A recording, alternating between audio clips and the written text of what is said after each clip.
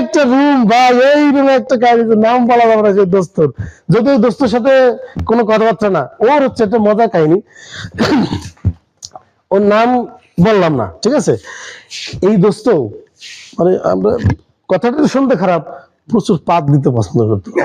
ওদের একটা কথা বলতো, কেমন আছিস? ভালো আছি। উত্তর দিতে এইভাবে, আমার মনে করে না, প্রচুর ভালো, আমি নাম বলবো না, নাম বলে চাকরি থাকবে না। ধরো তুমি মনে করো, দোস্ত তুই কেমন আছিস? ভালো আছি।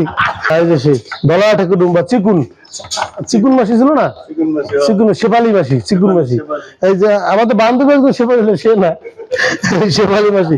এই রুমটা আমি আসলে ভাই, আমি মানে একদম প্রত্যেকটা রুমে আমি ছিলাম, কারণ আমি 1995 সালের থেকে কম না, মানে 1995 মানে কি, সে বহুত আজকে থেকে 30 বছর আগে।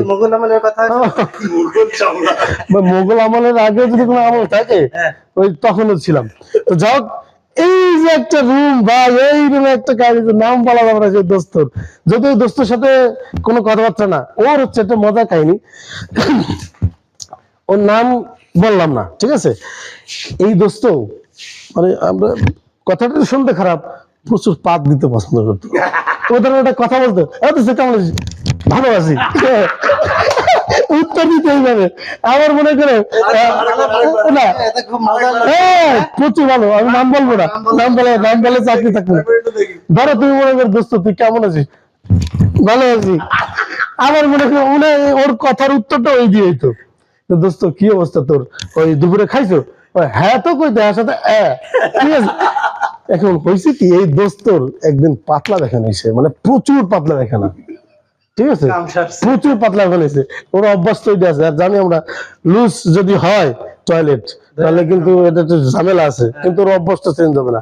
এখন একদিন কে যেন জিজ্ঞাসা করছে, এই অমুক কি অবস্থা, কেমন আছিস?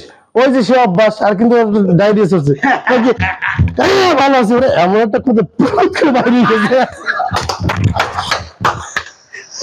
আরে কত যে স্মৃতি জীবনে, যে কত স্মৃতি, এরকম বহু স্মৃতি আছে, বহুত স্মৃতি।